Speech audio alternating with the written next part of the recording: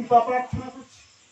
যদি আপনি মনে করেন যে আপনার পাদপদ্মের ধূলিকণা সদৃশ বিচিন্তায় বিশেষভাবে আপনার চিন্তা আনয়ন করো যে আমি একটা আপনার সৃষ্ট প্রাণী, আপনার পাদপদ্মের ধূলিকণা সদৃশ, এটা যদি আপনি কৃপা করেন তাহলে এই দুর্গম এই বিষয়ে পঙ্ক হইতে আমি অনায়াসে উদ্ধার হইতে দিলাম। এই প্রকার যে মহাপ্রভু ভক্তভাবে কিভাবে ভগবানের কাছে আমাদের প্রার্থনা করণীয়, কি প্রার্থনার দ্বারাই আমরা ভগবানের কৃপা লাভ করতে পারবো, সেটা নিজে আচরণ করে শিক্ষা দিয়েছে।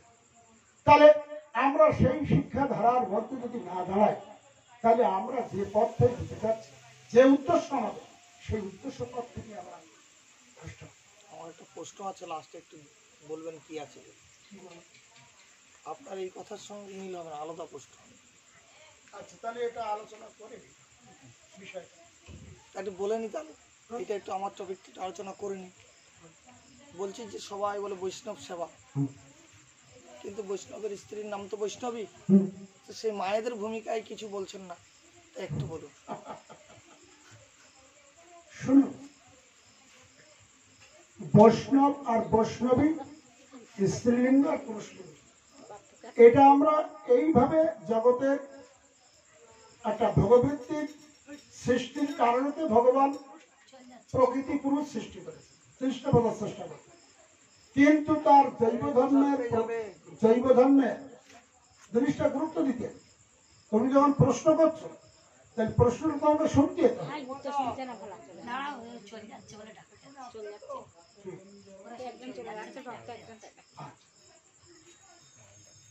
আপনি না প্রকৃতি আর না পুরুষ, আমু না প্রকৃতি না পুরুষ, তাহলে আপনি আমি কি নারু না পুরুষ না? তুমি পুরুষ বলতো, তুমি পুরুষ না, আমি পুরুষ না, ও দিদু নারু। তাহলে আমরা কি? আমরা হচ্ছি ঈশ্বরের শক্তি, প্রকৃতি শক্তি, ভগবান শক্তিমান, তিনি পুরুষ, আমরা শক্তি। আমরা নিজ নিজ কর্মফল বশত কখনো এই প্রকৃতি পুরুষ দেহ ধারণ করছে, পুরুষ দেহেতে যখন প্রবেশ করছে পুরুষ অভিমান, কখনো কখনো সে নারী দেহতে প্রবেশ করে নারী অভিমান করছে। কিন্তু এই নারীতে ফিরে জন্মে সে আবার যে নারী থাকবে তার কোনো প্রশ্ন, সে পুরুষে যেতে পারে। আবার পুরুষ যেই জন্মে আছে যে ফিরে জন্মে যে নারী জায়গায় যাবে না তা না। এই জন্য দেহরূপ ধরে, তাহলে আমার অভিমানটা থাকবে আমি কৃষ্ণ দাস বা দাসী। এখন দাসীটা কেন বলছি? যেহেতু আমি এই ক্ষেত্রে তো আমার অভিমান নাই, তাই আমি দাসী বলছি। আর আমার পুরুষ অভিমান করছি না, আমি পুরুষ, আমার পুরুষ অভিমানে আছি তাই। কিন্তু আদৌ আমরা কেউ পুরুষ না এবং নারী। তাহলে আমাদের ভজনটা প্রকৃত কি? যদি আমরা ব্রজেন্দ্রনন্দন কৃষ্ণের সেবা পেতে চাই, তাহলে আমাদের প্রত্যেকেই যে প্রকৃতি আমরা আছি, কি পুরুষ বলুন আর কি নারী বলুন, সকলের ভাবটা গোপী ভাব, গোপী ভাব। তাহলে এই গোপী ভাবটা কেন না? সর্বকালে যার মনটা সর্বক্ষণ যিনি ভগবানের চরণান্তে সমর্পণ হয়ে আছে, গোপী। গোপীটা দম ধাতুর থেকে এসেছে, অর্থাৎ যার মন প্রাণ সর্বক্ষণ ভগবানের পাদ পদ্মরূপ মকরানন্দ পানে নিমগ্ন হইয়াছে, গমন করে আছে। এই জন্য সে পুরুষ হলেও গোপী হয়, নারী হলেও গোপী হয়, কারণ তার গোপী ভাব, গোপী ভাবে ভগবানকে সেবা করছে।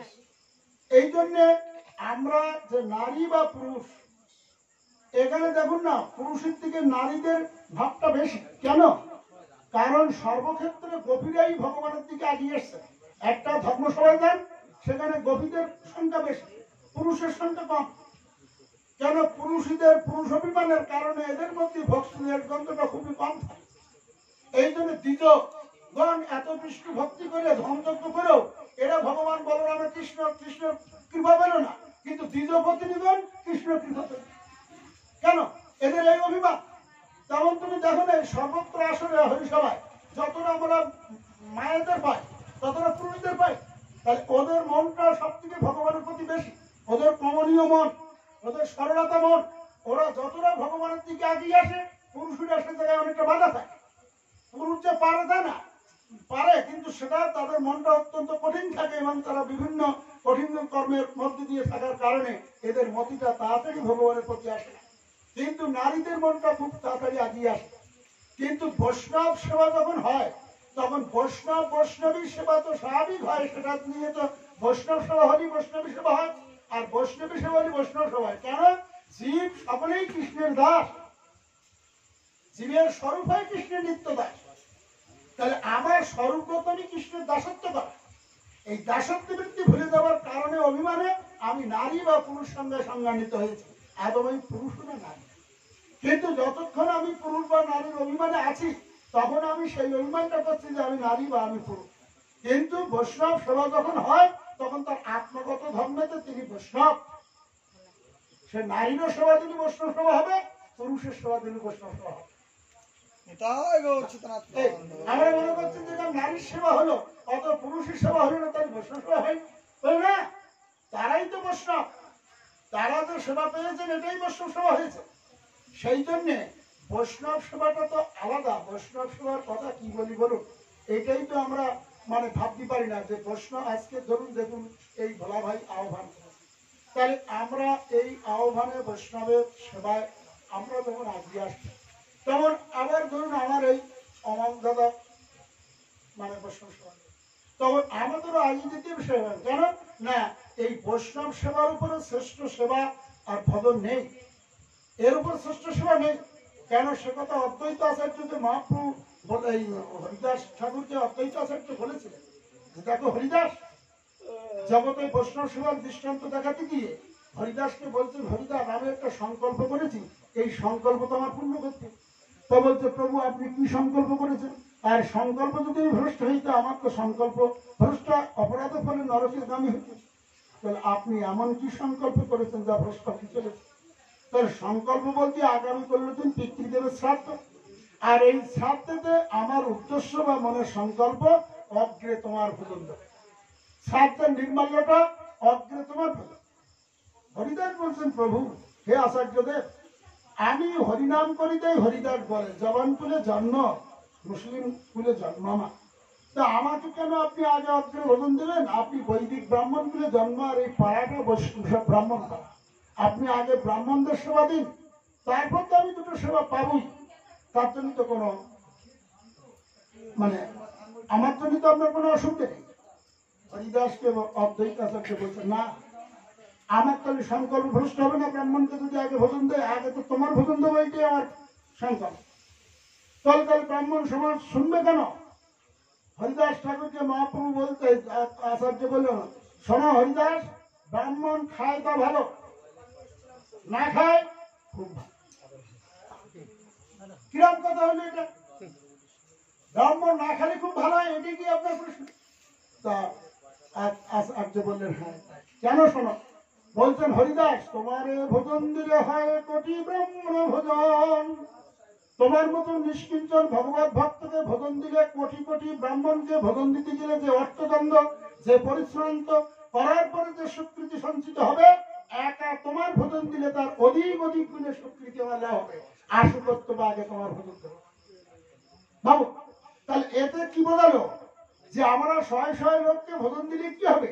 যদি সেই ভোজনের স্থলেতে যদি কোনো সাধুর সমাগম না হয় তাহলে সেই ভোজনের ফল যতটা পাবার দরকার ততটা তো পাবো না। ওই জন্য নিষ্কিঞ্চন ভগবত ভক্তকে যদি একজনকে আমার সামর্থ্য অনুরূপ ভোজন দেওয়া যায় সেই প্রকারে পরিপাটির সঙ্গে, তাহলে তাতেই কোটি ব্রাহ্মণের ভোজনের ফল হয়ে যায়। ভাবুন তো দেখুন,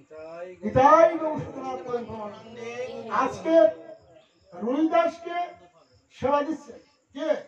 রাজস্বী যজ্ঞে যজ্ঞ অসম্পন্ন হয়েছেন কেন? এই যজ্ঞে বহু মনীষীগণ, বহু দেবর্ষীগণ, রাজস্বীগণ, মহর্ষিগণ, বিদ্যান, তপস্বী, জ্ঞানী সবাই এসেছেন, কিন্তু বৈষ্ণব সেবা হয়। তাহলে এর অনেক ঘটনা, তাহলে বৈষ্ণব সেবা হয়নি, তাহলে বৈষ্ণব সেবা দিতে হবে, তাহলে যজ্ঞ পূর্ণ হবে। কে বৈষ্ণব? তা তখন কৃষ্ণ বলছেন বৈষ্ণব একজন আছে, খুব উত্তম বৈষ্ণব এখানে আছে। কে? বলে জাতিতে মানে সে যে ঋষি কুলে জন্ম, সে রুইদাস, সে পরম বৈষ্ণব চূড়ান্ত, সে পরম বৈষ্ণব। পরম বৈষ্ণব যদি হয় তো তাকেই তো সেবা দিতে হবে। আপনি যখন পরম বৈষ্ণব তাকে নির্ণয় করে দেন তাহলে তার উপরে কোনো তো শ্রেষ্ঠ ভক্ত হয় না, তাহলে তাকেই সেবা দিতে হবে। এর আগামী অনেক কথা সেটা বলতে চাচ্ছি না। তাহলে তাকে আহ্বান করলেন, আনয়ন করলো, দ্রৌপদী বহু কিছু 24 ষোলোর সুপেয় বহু খাদ্য খাবার ছাপ্পন আদি ব্যঞ্জন আদি সব তৈরি করে সেবার ব্যবস্থা করলেন বৈষ্ণব ঠাকুরের জন্য। এই পঞ্চপাণ্ডবেরা কি করছেন, কৃষ্ণ তাদের নিয়ে অদূরে অপেক্ষা করছে কেন, ভোজন অন্তে স্বর্গের ঘন্টা বাজবে, এতেই বোঝা যাবে যে যজ্ঞ সুসম্পন্ন হচ্ছে। আর যদি ঘন্টা না বাজে যজ্ঞ সুসম্পন্ন হবে। তাই এক বৈষ্ণব সেবা দিলে এই যজ্ঞ মানে পূর্ণ হবে, তাহলে সে কিরাম বৈষ্ণব। তাই সেই পরম বৈষ্ণবকে আনয়ন করলেন জাতিতে সে মুসি, তার কর্ম করছেন তার নিজের কর্ম, অথবা যখন গিয়ে অর্জুন দেখছেন তাই কোনো বৈষ্ণব বেশ নেই, কোনো তিলক নেই, কোনো কিছু নেই, তার নিজের কর্ম সে করছেন জাতিকে যাদের যা কর্ম। আর এই পরম বৈষ্ণব ভগবান তাকে বৈষ্ণব বলেছে। তারপর দেখছেন কি তিনি কৃষ্ণ নামে অধরে নয়ন দিয়ে এখন চক্ষু দিয়ে জল ভক্ত ভিজে যাচ্ছে, চিন্তা করতে করতে আর ভগবানের চিন্তায় কত বড় ভগবানের ভক্ত ভাবুন। তার শুধু তো সাজলে হবে না, অন্তরটা আমি তো কতটা তার চরণে দিতে পেরেছি। তিনি মানে অন্তর্যামী তিনি দ্রষ্টা, তিনি দেখছেন আমার অন্তরের ভাবনা, আমার দৈনিক ভাবটা কি আছে আর অন্তরের ভাবটা কি আছে সে অনুভব করছেন। সেই ভেবে তিনি তখন আমাকে তিনি সেইভাবে গ্রহণ করবেন। তখন সেই রুইদাস তাকে সেবার ব্যবস্থা দ্রৌপদী করলেন সুন্দরভাবে, পরিপাটির সঙ্গে দ্রৌপদী রান্না করছে। আর এক নাম ভগবান কৃষ্ণ বহু 56 প্রকারের ব্যঞ্জনাদি চারিদিকে সাজিয়ে তাকে স্বর্ণ পাত্রে বা স্বর্ণ গ্লাসে জল আসন দিয়ে তার ধূপ দিয়ে প্রণাম করে তার সেবা। কিন্তু রুইদাস কি করলেন, সেই সব দ্রব্য সব সে অল্প অল্প করে একসঙ্গে মাখিয়ে সব নিজে দ্রৌপদী মনে মনে ব্যর্থ করেনি। তাহলে দেখো একটা পরোক্ষ অপরাধ, একটা প্রত্যক্ষ অপরাধ। তাহলে আমি মনে করছি যে অন্তর অন্তর বলি যে কিছু বলিনি, তাহলে অপরাধ হয়নি। অত সোজা না, অপরাধটা কত সূক্ষ্ম হয়ে যাবে জানতে। কারণ পরোক্ষ আর প্রত্যক্ষ অপরাধ আর পরোক্ষ অপরাধ, তাহলে অন্তরের যে অপরাধ তুমি করেছো সেটাও তোমার অপরাধ।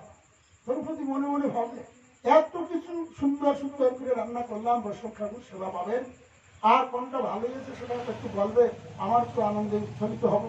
এটা নারীদের একটা মানে স্বভাব যে আমি কত ভালো করেছি না করেছি একটু বললে আনন্দ হয়, উৎসাহটা বাড়ে। দ্রৌপদী ভাবছেন সব একসঙ্গে মাখিয়ে খাচ্ছে, ও হবে তো, কারণ জাতিকে তো তিনি ঋষি, খাদ্য খাদকের ক্রম জানে না, রাজকীয় খাদ্য কার পর কোন খেতে খাদ্যের ক্রম জানে না, এই জিনিস সব একসঙ্গে মাখিয়ে খেলেন। এই যে বৈষ্ণবের প্রতি জাতিবুদ্ধি হলো, বৈষ্ণবে তো জাতিবুদ্ধি প্রথম দোষ হয়। বৈষ্ণব বৈষ্ণব বৈষ্ণব ব্রাহ্মণ অমুক মানে এইরকম কোনো দৃষ্টান্ত নয়। তার আত্মধর্মের পরিচয় সে বৈষ্ণব। স্থূল ধর্মের পরিচয়তে এই বর্ণরূপ, কেউ ব্রাহ্মণ, কেউ ক্ষত্রিয়, কেউ বৈশ্য, কেউ শূদ্র ইত্যাদি ইত্যাদি। কিন্তু আত্মা না ব্রাহ্মণ, না ক্ষত্র, না বৈশ্য, না শূদ্র, তাহলে না ব্রহ্মচারী, না গারস্থ, না মন্ত্রস্থ, না সন্ন্যাস, আত্মা কৃষ্ণের দাসানুদাস, অভিভক্ত দাসানুদাস, এইটা তো আত্মধর্মের পরিচয়। তাহলে দ্রৌপদী এই ভাবায় তার অপরাধ হয়ে গেল। তখন সে মনে মনে ভাবলেন যে এই জন্য সে কোনো জানে না একসঙ্গে মাটি। কৃষ্ণ বলছেন দেখো পঞ্চপাণ্ডব, হ্যাঁ পঞ্চপাণ্ডব বলছে কই সকা ঘন্টা তো বাজলো না, তাহলে ঘন্টা বাজলো তাহলে তোমরা অপরাধ করেছো। না না প্রভু, আমরা অপরাধ করতে পারি, আমরা তো আপনার সান্নিধ্যে আছি দাঁড়িয়ে শোনার জন্য।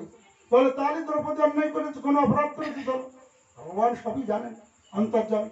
দ্রৌপদীর কাছে যাও, দ্রৌপদী আমরা হলি সেই মিথ্যাটা কতভাবে চাপা দেওয়ার জন্য, সততা করার জন্য, বাড়িয়ে দেওয়ার জন্য।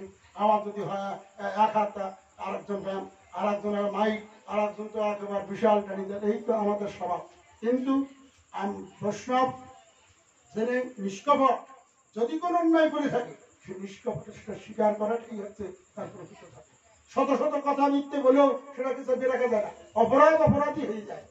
তখন দ্রৌপদী সত্য কথাই বললেন, হে প্রভু আমি ভুল করেছি, আমি তার প্রতি একটু খারাপ ভাবনায় ভেবেছি। আমি এত কিছু 1400 রান্না করলাম তার খাওয়ার জন্য, সেসব এক পাকে রান্না মানে মাটি খেলেন, এই জন্য আমার ভিতরে একটু কষ্ট হলো, খাদ্য কর্ম বোঝে না। ভগবান বলছেন কি বললে দ্রৌপদী, বৈষ্ণব চিনিতে নারী দেবের স্বগতি। কারণ বৈষ্ণবের কোনো জিহ্বা স্বাদ বা অন্য কোনো স্বাদ নেই, তিনি প্রসাদ বুদ্ধিতে সব মাখিয়ে খেয়েছেন।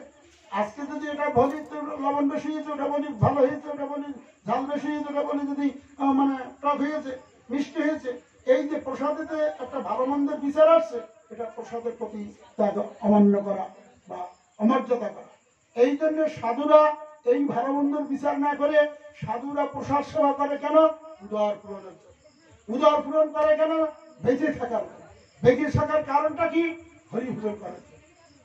তাই তার যতটুকু বাঁচার প্রয়োজন ততটুকু তিনি নিয়েছেন, উদর পূরণ করেছেন। আর উদর পূরণ না করলে বেঁচে থাকা যাবে না।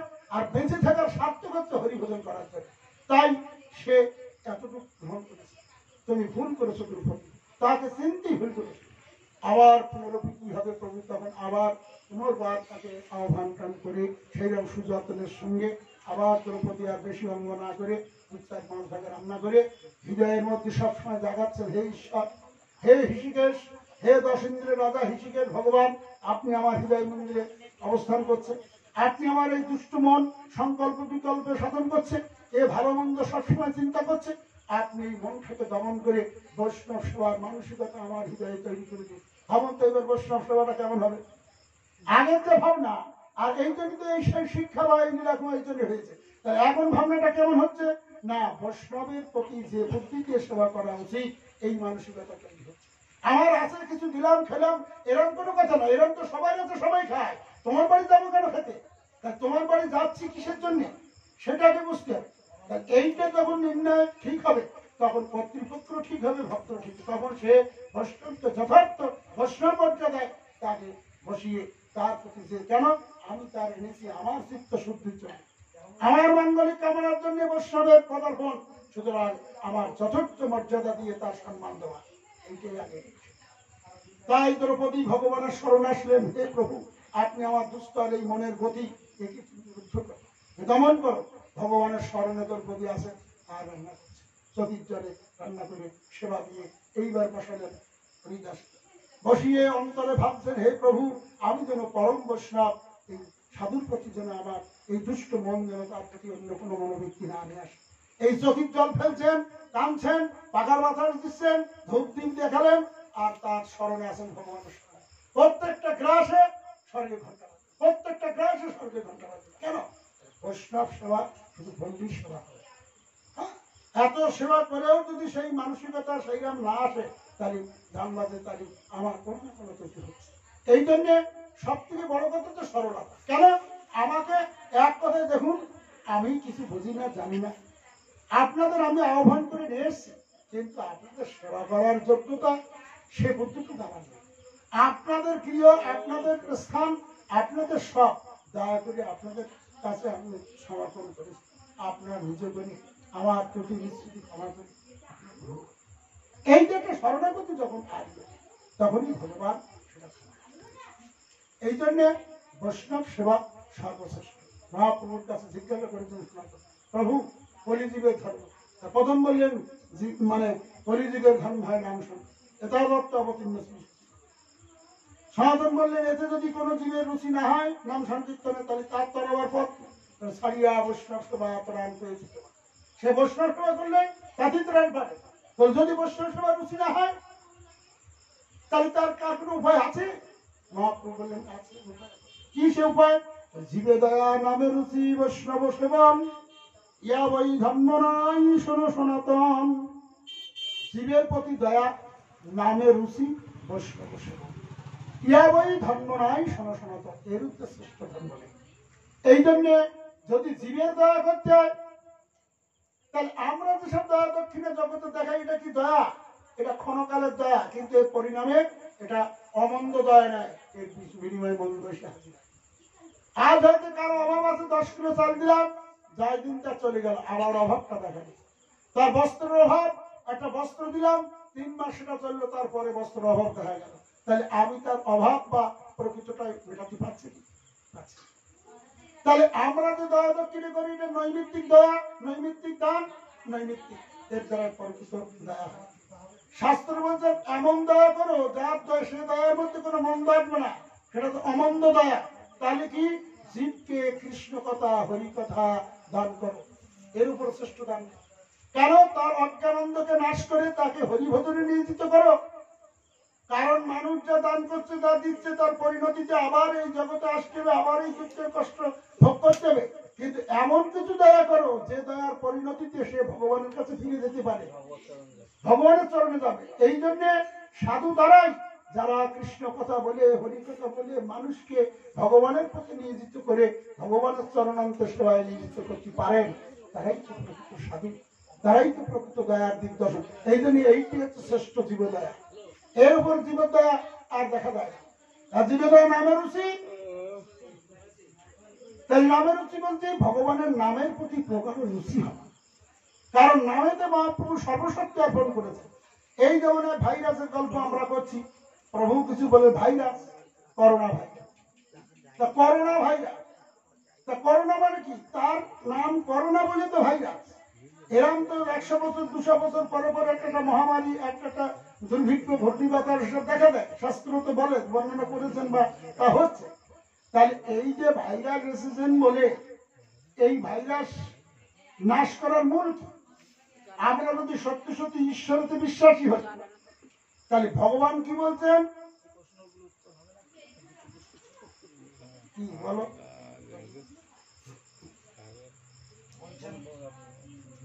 অনন্ত কোটি ব্রহ্মাণ্ডের মালিকের অনেক নাম আমরা জানি, তবে সব নাম বাদ দিয়ে কেন কৃষ্ণ নাম জপ করে আমরা মনের তৃপ্তি আনি?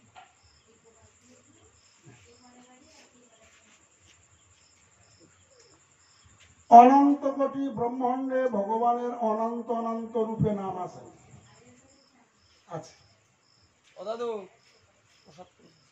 কিন্তু কৃষ্ণ নাম, এই যে কৃষ্ণ নাম, এই দুই নামে দুই অক্ষরের মধ্যে যে কি আছে এটা আগে ভাববে। কারণ কৃষ্ণ নামটা এমনই, এই নামের মাধুর্যতা। যে কথা বলতে গিয়ে রাধারানী কৃষ্ণকে রাসমঞ্চ পরিত্যাগ করে যখন রাধারানী চলে আসলেন, তখন কৃষ্ণের সঙ্গে রাধারানীর মিলন হওয়ার পরে যখন কৃষ্ণ দেবী কুমারী হয়ে রাধার সঙ্গে যখন রাধার পরীক্ষা করছে এই ঘটনা, তখন কিন্তু দেখো এই মহিমাকে প্রকাশ করছে। রাধা বলছেন, আমরা যদিও রাত হয়ে যাচ্ছে তো সকলেই পরিশ্রান্ত, আবার একটু বাড়িতে যাবে, এই জন্য এটা আমি অত খেয়াল করিনি, একটা বলতে। তাই বলছেন, তাহলে তখন রাধারানী ওই দেবী কুমারীকে বোঝাচ্ছেন, তুমি যে কৃষ্ণের নিন্দা করছো, হ্যাঁ তোমার কৃষ্ণ এই করে সেই করে, দেখো তুমি, আমি ওই দেবী কুমারী, আমি দেবলোকে থাকি, আমি মাঝে মাঝে সৈন্যলোকে বিচারণ করি, আর তোমাদের এইসব কার্যকলাপ দেখি, তাতে দেখি ওই নন্দের পুত্র কৃষ্ণ ওই গোচরণ করে আসার পথে কেশে হাত দিয়ে তোমাকে ইঙ্গিত করে দেখালো যে কেশি ঘাটে মানে যেও, বা কেশর কুঞ্জে যেও। হ্যাঁ, তা কেশর কুঞ্জে দেখো তোমার প্রভু যখন তোমাকে ইঙ্গিত করলো, আর তুমি যথারীতি কেশর কুঞ্জে গিয়ে কুঞ্জ সাজিয়ে সুন্দরভাবে তার অপেক্ষায় ছিলে, তখন তোমার এই প্রভু যাকে তুমি এত মন দিয়ে ভালোবাসো, এ কিন্তু তুমি ভালোবাসো, কিন্তু এর চরিত্র তুমি জানো। কারণ এ ওই চন্দ্রাবলীর গৃহে গিয়ে সারা রাত সেখানে তার সেবা নিয়েছে, তার কাছে কাটিয়েছে, ভরে এসে তোমার কাছে কত অভিনয়, কত রকম বলছে, ভাবতে পারো।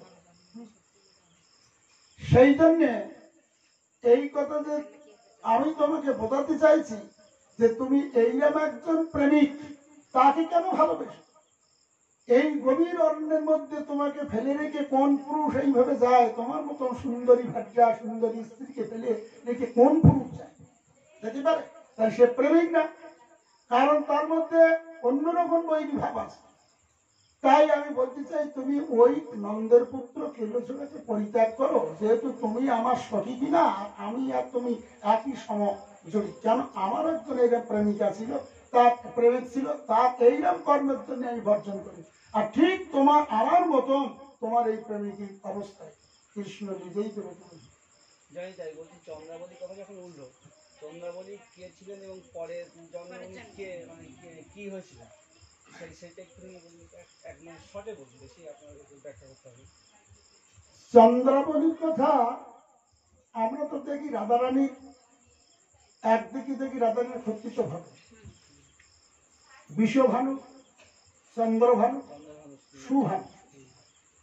বিশ্বভানুর কন্যা রাধারানী, চন্দ্রভানুর কন্যা চন্দ্রাবলী, আর সুভানুর কন্যা পুত্র হচ্ছে সুভানু। কিন্তু রাধারানী আর চন্দ্রাবলী আপন দুই বোন, আপন দুই বোন। বৃন্দাবলী বৃন্দার পর্বতের কন্যা। হেমাদ্রি পর্বতের কন্যা ছিল পার্বতী, তার স্বামী ছিল শিব। আর তার যে ছোট ভাই বৃন্দার পর্বত, হ্যাঁ, এই বৃন্দার পর্বত পরে ভগবানকে কঠোর তপস্যা করেছে। তপস্যা করে যখন তিনি ভগবানকে লাভ করলেন, তখন ভগবানের কাছে বললেন, প্রভু আমাকে এমন এক সুন্দরী অপ্সরী কন্যা দাও যা আমার দাদার বা মানে পার্বতীর থেকে অতি সুন্দর হয়, আর আমার জামাইকে যেন অতি সুন্দর হয়। তখন ভগবান ভক্তবৎসল তার ভক্ত বাঞ্ছা পূর্ণ করার জন্য তাকে তিনি বর দিলেন। এইবার বর দিলেন, তা সে কি আসলেন? তার আলাদিনী সত্যি রাধারানী। তাহলে রাধারানী আর তারই অঙ্গ, তারই অংশ চন্দ্রাবলী দুই বোন যমক রূপে বৃন্দার পর্বতের কন্যা রূপে জন্মগ্রহণ করলেন। তারপর যখন জন্মগ্রহণ করার পরে বৃন্দার পর্বত যখন তাকে পেয়ে খুব আনন্দিত, খুবই তাদের দীপ্তি জ্যোতির্ময় চারিদিকে আলোকিত। সেই সময় ওদিকে চারিদিকে এমন বংশের অত্যাচার আছে ছুটছে যে যেখানে 2 বছর থেকে 1 বছর থেকে শিশু পাবে 5 বছর পর্যন্ত সব। কৃষ্ণের থেকে রাধারানীর বয়সের তারতম্য 1 বছর 15 দিনে। এই বছর ভাদ্রের কৃষ্ণপক্ষে কৃষ্ণ জন্মগ্রহণ করেছেন অষ্টমীতে, আর রাধারানী আগামী বছরের ভাদ্র মাসের শুক্লাপক্ষের অষ্টমী তিথিতে জন্মগ্রহণ। দুজনের মধ্যে 1 বছর 15 দিনের ছোট বড়। কিন্তু এই অবস্থায় তখন ওই বৃন্দার পর্বত দুই কন্যাকে তার পর্বত গুহার মধ্যে রেখে, তার রাজমহলের মধ্যে রেখে, তখন নিজেরা খুব আনন্দ বা সেই আলোয় আলোকিত হয়ে সমস্ত পর্বতময় গুহা আলোকিত হয়ে যেত। এক সময় বৃন্দার পর্বত নিজে তপস্যা সাধক ছিলেন, তো নিজে আহ্নিক জপ তপ করছেন। আর আকাশ পথে তখন ওই পুতনা সর্বত্র কোথায় শিশু হন্তাকারী তো ভ্রমণ করছেন, আর কোথায় পাওয়া যায়, কোথায় আছে শিশু, যেহেতু রাজার রাজ নির্দেশ পালন করছে। তখন দেখলেন ওই পাহাড় গুহার থেকে ভীষণ এক জ্যোতি প্রবাহিত হয়ে চারিদিকে আলোকিত করছে। আস্তে আস্তে মায়াবিনী নেমে আসলেন। নেমে দেখলেন যে পাহাড় গুহার মধ্যে থেকে জ্যোতিটা কেন আসছে, এর মধ্যে কি আছে। তখন তিনি এই মায়ারূপটা এ করে সুন্দরী এক দেবী রূপ ধারণ করেন। পরে ধীরে ধীরে আগিয়ে যাচ্ছে, গিয়ে দিলেন পাহাড় গুহার মধ্যে থেকে এই জ্যোতিটা আসছে। তাহলে এবার ভালো করে খুঁজে আসতে মায়াবী সবই জানেন। দেখলেন যে এর মধ্যে ভীষণ এক রাজমহল, ভীষণ রাজপ্রাসাদ। তার মধ্যে দেখলেন 2টো কন্যা, একটা সুন্দর আর অতি সুষাম। দুজনের মধ্যে দুজনের আকার ইঙ্গিত কথা হচ্ছে আর খেলাধুলা হচ্ছে, ছবি না। এই পুতানা তখন এই দুজনকে ধরে নিলেন, এই শিশু হত্যা করবেন না, ধরে নিয়ে কি করলেন, এদের নিয়ে বেরিয়ে আসলেন। পর্বতময় গুহা সব অন্ধকারে একদম নেমে আসলেন। বৃন্দার পর্বত যখন সাধনের ধ্যান ভঙ্গ হবার পরে দেখলেন তো তাই তো, এই যে তাদের আলোর যে দিকটি চারিদিকে ছড়িয়ে পড়ে, কোনো কিছু প্রভাব দেখছি না, কি ব্যাপারে। তারপর তিনি পরস্পর গুহার দিকে প্রবেশ করে দিলেন। সেই রাজমহলের দিকে সব অন্ধকার, ভীষণ অন্ধকারে, কে কোথায় কারো কোনো দিক পাচ্ছে না। আর সেই কন্যা দুটো তো এখানে থাকেন খেলাধুলো, কারো পাচ্ছে না। তার দিকে খোঁজাখুঁজি করে যখন না পেলেন, তখন কি সর্বনা, কে নিতে আসলো। তখন তিনি তো ধ্যান করে দেখলেন যে পুতানা রাক্ষসী তাকে নিয়ে যাচ্ছে। তখন তিনি সঙ্গে সঙ্গে কুমণ্ডল চললে বলে, সরো পুতানা, তুমি আমার কন্যাকে নিয়ে যাচ্ছ, আমি তোমাকে ভস্মীভূত করে দেবো ওই জলে, মন্ত্র করতে, তুমি সাবধান আমার কন্যাকে। তখন এই রাক্ষসী আকাশ পথে নিয়ে কি করলেন, দেখলেন তো এদের এমন ভাবে ছেড়ে ফেলে দেবো যে এরা একবার মৃত্যু হয়ে যাবে। তখন একজনকে ফেলে দিলেন চন্দ্রভানুষ চন্দ্র সরোবরে, এরকম সব লীলা। আর একজন যমুনার জলে স্বর্ণপাত্র, কেউ বলছে স্বর্ণপাত্র, এই প্রকার। তাহলে এই দুজন দুই ভাবে বিভক্ত হলো। কেন? যে রাধারানী শ্রেষ্ঠ নায়িকা হয়ে আসলে তার বিপরীত নায়িকা না হলে শ্রেষ্ঠত্ব হয় না। তাহলে নিজের অংশ বিভেদ করে তিনি জগৎকে দেখাতে আসলেন যে কৃষ্ণের সেবার মহিমাটা কেমন, তার বিপরীত সেবিকা না থাকলে সেবাটা প্রকাশ করা যায়, একমাত্র রাধারানী ছাড়া অন্য কেউ পারবে না, অন্য কেউ পারবে না। এই জন্য তার পিছনে যদি শ্রেষ্ঠ কোনো নায়িকা না থাকে, সেই জন্য এই চন্দ্রভানু দেখলেন চন্দ্র সরোবরে বেশ পদ্মে সুন্দরা কন্যা, তাকে তুলে নিলেন। এটাও চন্দ্রভানু পালিত, চন্দ্রাবলী নাম হতো। আর এই বিশ্বভানু কন্যা যেটাকে বলা হচ্ছে, ইনি যখন ওই রাবেল মহিষ, তখন রাবেলে ছিলেন বিশ্বভানু রাজার রাজধানী, তখন রাবেশ মহিষের তো চিত্রিতা সুন্দরী যখন বেলা দ্বিপ্রহার কালে যমুনায় জল নিতে এসে দেখলেন এই সুন্দর সুঠাম কন্যা পাত্র ভেসে আসছে। অনেক ঘটনা যা এই জন্যে এই দুজন এদের পিতা হচ্ছে ওই, কিন্তু পরবর্তীতে পালিত পিতা হিসেবে বিশ্বভানু কন্যা, কেন বিশ্বভানু রাজ হচ্ছে সূর্যদেব, তেনু এই রাধারানীকে কন্যা রূপে পেতে চেয়েছিল। এই জন্য একই জন্মে সবার মনোবাঞ্ছা পূর্ণ করছে। এই যেমন গাভীদের সখাদের ভগবান পূর্ণ করলেন না, ঠিক এই প্রকার রাধারানী তো মানে স্বয়ং ঈশ্বরী শক্তি, তাহলে তিনি এই পরস্পর সকলের মনোবাঞ্ছা পূর্ণ করতে করতে একই মিলায় আসছেন। এই জন্য দুজনের মধ্যে আপন বলি বলি সম্পর্ক কৃষ্ণলীলা সর্বশ্রেষ্ঠ। আচ্ছা, তার পরের জন্মটা কি ছিলেন চন্দ্রবলী? এই পরবর্তী জন্মে রাধারানীর সঙ্গে মানে রাধার সঙ্গী হিসেবে আসলে সর্বচন্দ্রারায়ণ ললিতা সতী বিশাখা সতী, আর চন্দ্রাবলী এসেছেন, চন্দ্রাবলী গৌরলীলা এসেছেন। হ্যাঁ, এইটার নামটা আমাকে একটু মনে করতে দেন, কেন সবই গৌর পারিষদের মধ্যে আছে। চন্দ্র সমস্ত যারা এসেছে সব আমি নিশ্চয়ই মানে মনে আসলে বলবো, কারণ চন্দ্রাবলী সুন্দর নাম আছে, তিনি গৌর ভক্ত রূপে এসেছেন চন্দ্রাবলী। কারণ দেখুন এসব তো অনান্ত কথা অনেক সময় স্মরণে আসে না, বুঝলেন? আমি একজনের শুনেছি মীরাবাই নামে এসেছেন। এটা আপনার গুরুদেব পেয়েছেন? হ্যাঁ, কারণ ওনার তো অধিক গুরুত্ব পড়ে, কারণ যারা পড়াশোনা বেশি করে তারাই খবরটা বেশি হয়। বলছেন যে কৃষ্ণকে কেন ভগবান বলা হয়? ভগবান উপাধিটির বিশেষ যুক্তিপূর্ণ তাৎপর্য কি? আজ ভগবান যাকে বলা হচ্ছে, বুঝলেন, কৃষ্ণ যে শুধু ভগবান নয়, ভগবানের ভগবান মানে পরমেশ্বর। তাহলে কৃষ্ণ কথাটা কেন বলা হচ্ছে? অন্যান্য নারায়ণ বিষ্ণু অনেক কিছু তো তার অনন্ত নাম আছে, অনন্ত শক্তি আছে, কিন্তু কৃষ্ণ কেন কৃষ্ণ কথাটা হচ্ছে? এই যে কৃষ্ণ শক্তি যে কথাটা আমি বলতে চাইছিলাম, যে রাধারানী বলছেন সে কথা, যে তুঙ্গে তাণ্ডবীরতিম বিতুনিতে চন্দ্রবলী লব্ধে কর্ণ করো করম্বিনী ঘটায়তে কর্ণবুধ স্প্রিয়াম সেত প্রাঙ্গণ বিজয়তে সর্বেন্দ্র নাম কৃতি সেত প্রাঙ্গণ বিজয়তে সর্বেন্দ্র নাম কৃতি ন জানি জনিতা কি অদ্ভুত কৃষ্ণই বলতে। রাধারানী বলছে সখী ন জানি জনিতা কি অদ্ভুত কৃষ্ণই বলতে। শ্লোকটার অধিক ব্যাখ্যা করতে যাবে, কেন অনেক বড় তো। কি বা ন শব্দের মধ্যে যে এমন কি আকর্ষণীয় শক্তি আছে যা আমাকে পাগল করে ফেলে, আমাকে উন্মাদ করে ফেলে, আমাকে মানে পাগলনি করে ফেলে, তাকে বলছে দেবকুমারী রূপে মানে কৃষ্ণকে বোঝাতে যাচ্ছে যে কৃণ শব্দ। এই শব্দের এত আকর্ষণীয় শক্তি আছে যে শক্তি আমাকে উন্মাদ করে ফেলে, আমাকে পাগলনি করে ফেলে, আমাকে মানে তার সঙ্গে উন্মাদ করে ফেলে। এটা রাধারানী বলছে। কিন্তু কৃষ্ণ শব্দটা হচ্ছে ত্রিশ ধাতু ন প্রত্যয় করে কৃষ্ণ শব্দ সৃষ্টি হয়েছে, যিনি সমস্ত বিশ্ব চলাচল স্থাবর জঙ্গম নদ নদী কীট পতঙ্গ আদি নিয়ে যা কিছু সব যা আকর্ষণীয় রূপে চলে, তিনি কৃষ্ণ। আর একটা কথা হচ্ছে যে কৃষ্ণ শব্দটা এত বৃহত্তম শব্দ যে এর উপরে আর কোনো শব্দ নেই।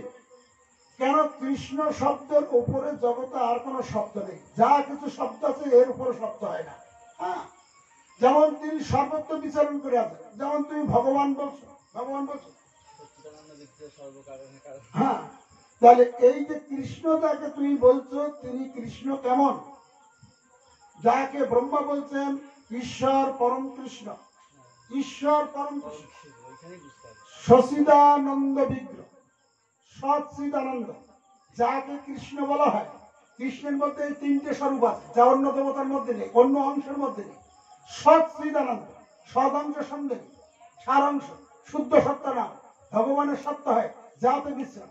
আনন্দাংশে আল্লাহ তিনি সারভূত হচ্ছে রাধা ঠাকুরের, আর চিদংশ সম্ভেদ জ্ঞান করে মানে। এই তিনটে কৃষ্ণের মধ্যে বা যিনি পূর্ণ ব্রহ্ম কৃষ্ণ, তার মধ্যে এই শক্তি থাকে, অন্য কোন মধ্যে নেই। কি বলে বুঝেছেন? নারায়ণ বদ্ধ নেই, নারায়ণ 60 গুণান্বিত, ষষ্ঠী বিভক্তি, কৃষ্ণ 64 গুণান্বিত। তার মধ্যে লীলা মাধুর্য, গুণ মাধুর্য, রূপ মাধুর্য আর প্রেম মাধুর্য, এই 4টে মাধুর্যটা মানে অতি উৎকৃষ্ট। হ্যাঁ, তাহলে পরম কৃষ্ণ বলা হলো কেন? কৃষ্ণ কি আরো ছিল? আছে? তাহলে পরম শব্দ হয় কে? পরম গুরু। তোমার গুরুদেবের গুরু পরম গুরু কে? ডক্টর মানন্দ। কি হবে? পরম গুরু হবে তো নাকি? তাহলে পরম কৃষ্ণ হচ্ছে কেন? তাহলে কৃষ্ণের কৃষ্ণ না দিলে পরম কৃষ্ণ তো হয় না। আগে বুঝতে হবে ঈশ্বর পরম কৃষ্ণ কে বলছে? ব্রহ্মা বলছে ব্রহ্ম সংহিতায়। ঈশ্বর পরম কৃষ্ণ সচিদানন্দ বিগ্রহ, সচিদ আনন্দের সচিদানন্দ বিগ্রহ। হ্যাঁ, ঈশ্বর সচিদানন্দ বিগ্রহ অনাদির আদি, শুধু অনাদি। অনাদি মানে অনাদিকে যদি সন্ধি করা যায় ন আদি, অনাদিকে আদি পাওয়া যায় না, সেটা ব্রহ্মার কাল। আর এই অনাদির আদিতে দাঁড়িয়ে আছেন যিনি ভগবান, তিনি হচ্ছেন কৃষ্ণ। তাহলে কৃষ্ণ শব্দটা এইরকম ভাববেন না যে সত্যযুগে নারায়ণ ছিল, তাই রাম আসলো, তারপরে কৃষ্ণ এসেছে, তাহলে কৃষ্ণ তো ছোট না। কৃষ্ণ রূপে এসেছেন বলে যে তিনি 2-3 যুগ পরে তারপরে এসেছেন বলে যে কৃষ্ণ ছোট হয়েছেন তা না। কৃষ্ণ নামটা গর্গাচার্য যখনই রাখতে গেলে কৃষ্ণ নাম রাখিল গর্গ, ধ্যানেতে যাবে। ধ্যান করে দেখলে সেই পরব্রহ্মপতি স্বয়ং রাধাপতি কৃষ্ণ এসেছেন। অতএব তার নামের যদি আমি ক্ষুণ্ণ করি তাহলে ভীষণ অপরাধ হবে, কারণ তার উপরে বড় শব্দ জগতে আর কেউ নেই। এই জন্য কৃষ্ণ নাম রাখিল গর্গ, ধ্যানেতে যাবে। বলরামের নামটাও রাখতে গিয়ে ধ্যান করলেন, তাহলে সেই অনন্ত এসেছেন, অন্য কেউ নাই। তাহলে তো যাচা তার নাম রাখা যাবে না। তখন তার অত্যন্ত বলাধিক্য ছিল বলে তার নাম রাখলো বলভদ্র, কারণ বলের আধিক্য তার সমপক্ষ আর দ্বিতীয় কেউ নেই, এত বল বলরামের। আর রাম, তার রমণ শব্দ ছিল, রাম ধাতু ন্যাস প্রত্যেক রমণ শব্দ নিষ্পাটে। প্রত্যেকটা জীবকে আনন্দ দেওয়ার, ভগবানকে আনন্দ দেওয়ার শক্তি তার আছে, এই জন্য রমণ, এই জন্য রাম। তাহলে এদিকে বল আর এদিকে রাম, 2 নাম সন্ধি করে হলো বলযুক্ত রাম, বলরাম। এসবই গর্গাচার্য। গর্গাচার্য কে?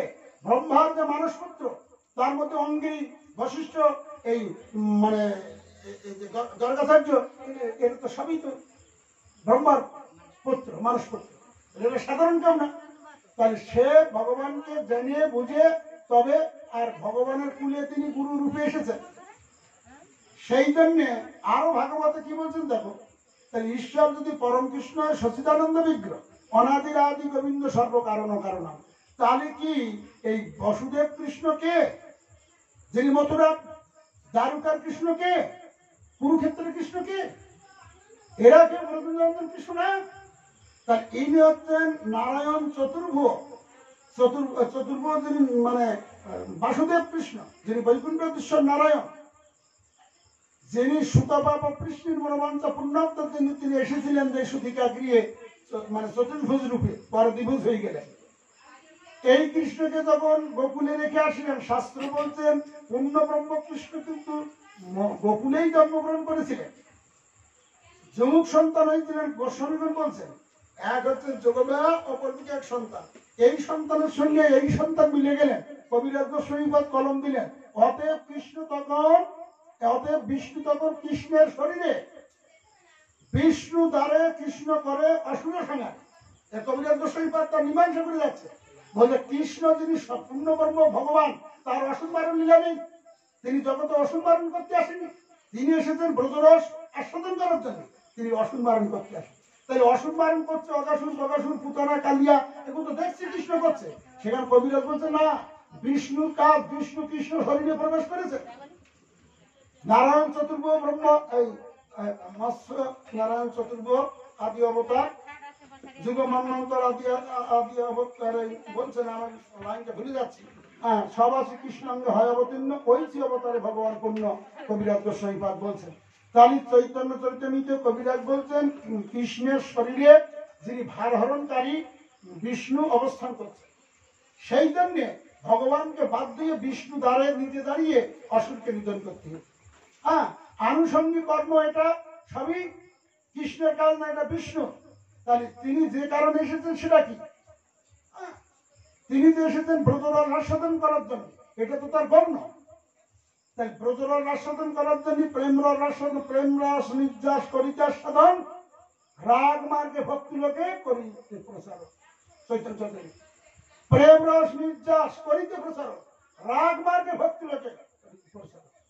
রাগ মার্গে এসে তিনি এই ভক্তি মার্গ, আর তিনি শান্তের মধ্যে, দাস্যের মধ্যে, সত্যের মধ্যে, বাৎসল্যের মধ্যে, মধুর মধ্যে এই ভাবটা তিনি জগতে দেখিয়ে গেলেন। আবার চৈতন্য চৈতন্য ভাগবত বলছেন, পূর্ণ ব্রহ্ম কৃষ্ণ কোনদিন দ্বারকায় আসেনি, মথুরে আসেনি, কুরুক্ষেত্রে আসেনি। তাহলে তিনি কি করেছেন? দ্বিভুজ কৃষ্ণ কদাপি ন চতুর্ভুজ, বৃন্দাবনম পরিত্যজ্যং পাদবেগম ন গচ্ছন্তি। দ্বিভুজ কৃষ্ণ কদাপি কখন? তিনি ব্রজ ছেড়ে কোথাও যায়নি। 10 বছর 8 মাস বয়স পর্যন্ত ব্রজলীলা করার পরে ব্রজেই তিনি সেখানে অন্তর্ধান হয়ে গেলেন। তাহলে উনি 10 বছর মানে ধরুন 11 বছর, আর 22 বছর পর্যন্ত তিনি কোথায় ছিলেন? মথুরা লীলায়। বাকি আর সময় তাহলে 125 বছর ছিলেন। তাহলে 22 বছর যদি মথুরা পর্যন্ত থাকে, তাহলে তিনি 103 বছর পর্যন্ত দ্বারকা লীলা, কুরুক্ষেত্র লীলা করে তিনি 125 বছর বয়সে অপ্রকার হয়ে গেলেন। ভাবো, তাহলে 125 বছরের মধ্যে ব্রজলীলায় ছিলেন কত? 11 বছর, 10 বছর 8 মাস। তো ধরো তুমি 11 বছর, বাকি আর 11 বছর ধরে 22 বছর পর্যন্ত ছিলেন কোথায়? আর 11 বছর পর্যন্ত তিনি মথুরা লীলা করেন। তাহলে 22 গেল, বাকি আর 23 মানে 103 বছর এটা তিনি দ্বারকা লীলায়, মথুরা এই কুরুক্ষেত্র লীলায় কাটালেন। তাহলে পূর্ণ ব্রহ্ম ভগবান ব্রত ছেড়ে আসেননি, সে কথা ভাগবত বলছেন। দ্বিভুজ কৃষ্ণ, যদি দ্বিভুজ কদাপি ন চতুর্ভুজ, কদাপি কখন সে চতুর্ভুজ হয় না। আর বৃন্দাবনের পরিত্যাজ্য পাদমেখণ্ড করছেন, বৃন্দাবনকে পরিত্যাগ করে এক পাও কখনো তিনি মানে মথুরায় ভ্রমণ করেন।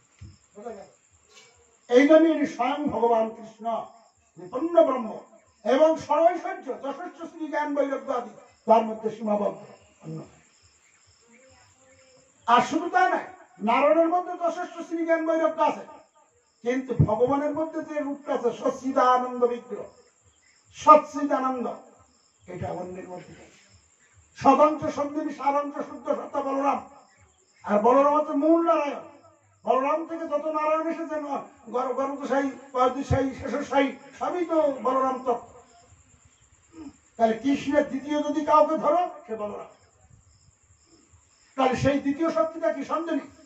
সন্ধিনী সারাংশ শুদ্ধ সত্তা নাম, ভগবানের সত্য হয়ে যাতে বিশ্রাম। ভগবান যাতে বিশ্রাম করে সেটা বলরাম। ধাম, ছত্র, আসন, পাদুকা যা কিছু সবই বলরাম। এই সব সেবার বস্তু হি দাঁড়িয়ে আছে। এই জন্য দেখো না, যখন লক্ষণ শক্তিশালী বললো, তখন সীতা খুব অসহায় হইব। কেন? সেখানে তিনি যেটা বলছো, অসহায় হবার কি আছে? তুমি তো সতী সাবিত্রী, তুমি মানে মা জগদম্বার সেবা করো। জগদম্বার সেবা তো তুমি বলছো, আমি আশা ভরসা হারিয়ে ফেলছি কেন? কারণ অন্য কিছু যদি হতো আমি চিন্তা করতাম না। যেখানে ঠাকুর লক্ষণের বুকে শক্তিশালী পড়েছে, সেখানে রামচন্দ্রের কোনো মতেই তিনি সীতা উদ্ধার করার প্রশ্নই আসে না। কারণ সীতা যদি মারা যায়, রাম বিয়ে করলে আবার সীতা হবে, ভাই মারা গেলে ভাই আসবে না। তাহলে এই দুজনের সঙ্গে সম্পর্ক সীতা তিনি যেটাকে বলছে, দুজনের সম্পর্ক কি আছে? এই দুজনে এক আত্মা, দুই দেহ ধরি, অনন্য বিলাসের আস্বাদন করে। এক চলে গেলে আরেকজনের টান পড়বে। বলরাম চলে গেলে রাম চলে যেতে হবে, কেন? বলরাম আশ্রয় বিগ্রহ। তাই ভগবান লীলা করবে কার উপর দাঁড়িয়ে। এই জন্য আমার ভয় হচ্ছে, যদি লক্ষণ না বাঁচে তাহলে সীতাও উদ্ধার হবে না। এই জন্য এই তিন তত্ত্ব আবার এক দেখো, রাধাকৃষ্ণের দুই তনু, রাধাকৃষ্ণ একাত্মা, দুই দেহ ধরি, অনন্য বিলাসের আস্বাদন করে। তেমন বলরাম কৃষ্ণ একাত্মা, দুই দেহ ধরি, অনন্য আস্বাদন রস, অনন্য বিলাসের আস্বাদন করে। তাহলে কেন? যেহেতু কৃষ্ণই, বলরামই কৃষ্ণ, সন্ধিনী শক্তি, লাদিনী শক্তি রাধারানী কৃষ্ণ, আর শ্রী শক্তি সঙ্গে ভগবান কৃষ্ণ। তিনজনই তো এক লীলা করছেন জগতের জন্য। তুমি কাকে বাদ দেবে? তিন না হলে তো ভগবান লীলা করতে পারবে না। এটাই নিজে। এই জন্য তিনি কৃষ্ণ, অন্য কেউ নেই। এই জন্য তিনি ভগবান। বোঝা গেল? যাই এখন আর রাতেই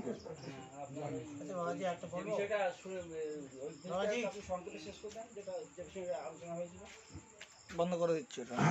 হ্যাঁ, আচ্ছা, জানতে চাচ্ছি যে বিষয়টা আলোচনা, শিক্ষা দর্শকের থেকে আলোচনা, কেমন? এটা আপনি শেষ করতে হবে। ক্যামেরা আমি বন্ধ একটু শেষ করে নেই, দাঁড়ান একটু শ্লোকটা শেষ করে নেই। আচ্ছা, একটুখানি দাঁড়ান, এই বিশেষ- যেমন শুনুন, তাহলে আমি পঞ্চম শ্লোক পর্যন্ত দিয়েছিলাম শিক্ষা কষ্টকের ওই নন্দ তনুজন কিঙ্করং পতিতাং মাং বিষমে ভবম্বুধ কৃপায় তবে পাদ পঙ্কজ স্তুতি ধুলি সদস্য বিস্মিত। তাহলে মহাপ্রভু আপনার আমার শিক্ষার জন্য আজ ভগবান নন্দনন্দন কৃষ্ণের কাছে প্রার্থনা করছেন, ওই নন্দ তনুজন কিঙ্করং, আমি তোমার কিঙ্কর দাসান দাস। হ্যাঁ, বিষমে ভবম্বুধ, আমি বিষয়ের মধ্যে পড়ে আছি, বিষয় পঙ্কে নিমগ্ন হইয়াছি, আপনি কৃপাপূর্বক এই বিষয় পঙ্কের থেকে টেনে নিয়ে আমাকে উদ্ধার করুন। আর কি বলছেন, ষষ্ঠম শ্লোকে সিদ্ধির অবস্থা, সিদ্ধির যে মানে স্তর ভেদে সিদ্ধির অবস্থায় সাধক কেমন হওয়া উচিত সেইটার কথা বলছেন। কেমন সিদ্ধির স্তরেতে বলছেন, নয়নাং গলদশ্রুধারা বদনাং গদগদ রুদ্রয়গিরা পুলকই নিশ্চিতাং বপু কদতং তব নাম করে ভবিষ্যৎ। তাহলে এইটা ভক্তের সিদ্ধির অবস্থাতে ভক্তের ভাবটা কেমন হয়, নয়নাং গলদশ্রুধারা, নয়ন দিয়ে গলদশ্রুধারা বিশুদ্ধ, নয়নাং গলদশ্রুধারা বদনাং গদগদ রুদ্রয়গিরা, এই বদনে কথা বলা যাচ্ছে না, যেন শ্বাস প্রশ্বাস বা নিজের রুদ্ধ হয়ে যাচ্ছে, প্রেমের একটা লক্ষ্য। মহাপুরুষ এটা বলছে, কবে হবে এই দিনটা, আমার কবে হবে, হে প্রভু আমাকে সেই ভাবের কথা। তা আমরাও তো সেইটাই ভাববো যে আমাদের জীবনে এইরকম ভাব কবে আসবে। নয়নাং গলদশ্রুধারা বদনাং গদগদ রুদ্রয়গিরা, তোমার কথা বলতে বদন রুদ্ধ হয়ে যাবে। তাই বদনাং গদগদ রুদ্রয়গিরা পুলকই নিশ্চিতাং বপু, আমার সমস্ত বপু ফুলা দেহ, হ্যাঁ পুলকং নিশ্চিতাং বপু কদা তব নাম গ্রহণে ভবিষ্যতি, কবে কখন তোমার নাম গ্রহণ করার সাথে সাথে আমার সর্বাঙ্গে অশ্রু কম্প পুলক শ্বেত রমঞ্চ ভাব কবে আমার আসবে, এই ভাব ভক্ত প্রার্থনা করছে। এই হচ্ছে সিদ্ধির অবস্থা, প্রথম অবস্থা। আর এই দুটো ভাব হচ্ছে সম্পূর্ণ রাধা ভাবের কথা। এই যুগৈতং নিমেষণ চক্ষুষা প্রাবিশায়িতম সন্নয়িতং জগৎ সর্ব গোবিন্দ বিলয়নে, এটা কত বড় কথা। যুগৈতং নিমেষণ, আমার চক্ষুর একটা পলক, একটা নিমেষের যতটুকু একটা পলক, মাত্র পলকটা নিমেষটা যতটুকু সময়, এই কার ভিতরে এইরকম ভাবনা আসে, বলছে শতযুগ যেন কৃষ্ণ অদর্শন জনিত বেদনা, আমি যেন শতযুগ কৃষ্ণ দেখি না। কৃষ্ণ অদর্শন রাধারানীর ভিতরে, রাধারানীর ভাবটা কি জাতীয় গভীর, যে একটা চোখের পলক মারার যে যতটুকু সময়, কতটুকু সেই নিমেষটা, এতটুকু সময় যদি কৃষ্ণ অদর্শন হয়, তাহলে তিনি শত শত যুগ কৃষ্ণ অদর্শন বলে ভাবতে পারেন। আমরা জীবন ভর যদি কৃষ্ণকে না দেখি তা কোনো বিরহ আসে না, আর সে যদি একটা চোখের একটা পলক সমান যদি কৃষ্ণ না দেখে, শত যুগ মনে করে। যুগৈতং নিমেষণ চক্ষু সন্নয়িতং জগৎ সর্ব গোবিন্দ বিলয়ে, গোবিন্দ বিলয়ে তো আমি সমস্ত জগৎটা শূন্য মনে করছি। আর এই যে কথা, এই সব দেবকুমারের সঙ্গে মানে কৃষ্ণ বোঝাতে চাইছেন যে রাধা প্রেমটা কত উৎকৃষ্ট, কত শ্রেষ্ঠ। কেন আমি রাধা প্রেমে আপ্লুত হয়ে আজ ঋণীগ্রস্ত হয়ে আমি গৌর রূপে আসছি, একটু ভাবার দরকার আছে। ব্রজের সেই ভাবটা নিয়ে তিনি জগতে এসেছেন। এই অষ্টম শ্লোক তো অত্যন্ত মর্মাহত শ্লোক। এর উপর এক এক কবি, এক এক বৈষ্ণব কবিরা এক একটা মানে গ্রন্থ লিপিবদ্ধ করেছে। যেহেতু আমরা তো এর কিছু বুঝি না, হ্যাঁ যতটুকু যা শ্রবণ করেছি আস্বাদন করেছি তাই বলছি। তা বলছেন আশ্লিষ্যং পদরতং তুমিষ্টুম্বাং মদর্শনম মর্মতং করতুয়া যথা তথা বিদুধাতু লম্পট মত প্রাণানাতস্য সয়ব নপর। এটি কে বলতে পারে? এ রাধারানী ছাড়া আর কে বলবে? নারী জগতের কত বিচিত্র তিনি, কত বড় তার যে মানে নারী জীবনের কত বড় চরিত্রবান এবং কত বড় তিনি গুণবান, যেটা প্রত্যেকটা নারীকে তা ফলো করা উচিত। কারণ রাধারানী তো সমস্ত শক্তির পরিবেশী। হ্যাঁ, তাহলে সেই রাধারানী যেভাবে কৃষ্ণ সেবা দেখালেন, এটা নারী জীবনের একান্ত প্রয়োজন। আশ্লিষ্যং পদরতা, তিনি আমাকে আলিঙ্গন করুন, পদরতং পাদরত করুন, পেনিষ্ঠুম্বাং আমাকে সে পেশন করুন। এরকম করলে আমরা শুনবো, খানায় করবো, হ্যাঁ যাচ্ছে তাই তো ধর্ম বিক্রি হয়ে গেছে। তিনি কি বলছেন? যিনি সর্বশক্তির গরিয়সী, যার ইচ্ছাতে সমস্ত ব্রহ্মাণ্ড স্থিত হয়ে যায়, সব চলনগতি বন্ধ হয়ে যায়, সে কিনা বলছেন আশ্লিষ্যং পাদরতা, আমাকে আলিঙ্গন করুন, পাদরত করুন, পেনিষ্টুমান পোষণ করুন। পেনিষ্টুমান মদর্শনম মর্মহতং করতুবা, আমাকে দর্শন দিয়ে অদর্শন জনিত মর্মহত করুন। যদি কেউ ভগবানকে দর্শন করেন, তা তার যে নবীন মদন, তার যে রূপের মদনত্ব এবং রূপের যে নবীনত্ব, একের পর এক যত দেখতে থাকবে তত রূপের মহিমা নূতন নূতন ভাবে বাড়তে থাকবে। এই জন্য নবীন মদন। তাই বলছেন যে মদর্শন মর্মহতং, রাজানি বলছেন আমাকে তুমি দর্শন দাও, আর দর্শন দেওয়ার পরে যে অদর্শন জনিত যে জ্বালা, এ আমাকে অদর্শন দিয়ে সেই জ্বালায় মর্মহত করো। এটা এটা আমি সইব, কারণ তুমি এটা আমার প্রতি এই ব্যবহার করতে পারো। তাহলে মদর্শন মর্মহত করো তুবা, ওই সখীকে বলছে যে সে আমাকে এই প্রকার জ্বালা দে সখী, তথাপি তোমার এই নিন্দা আমি সহ্য করতে পারি না। আমি কৃষ্ণকে কতটা ভালোবাসি সেটা বোঝাচ্ছে। তাই বলছেন যে মদর্শন মর্মতম করো তুবা, আমাকে দর্শন দিয়ে অদর্শন জনিত বেদনায় যা ইচ্ছা তাই করো। হ্যাঁ, সখী সে আমার ইচ্ছা, আমার সে সাধারণ কেউ নেই, সে আমার পতি। তাই মদর্শন মর্মতম করো তুবা, যথা তথা বিদুধা, যথা তথা যা ইচ্ছা তাই করো। বিদুধা তু লম্পট, আমি জানি সে লম্পট পুরুষ। বিদুধাতু, বিধাতু মানে কি?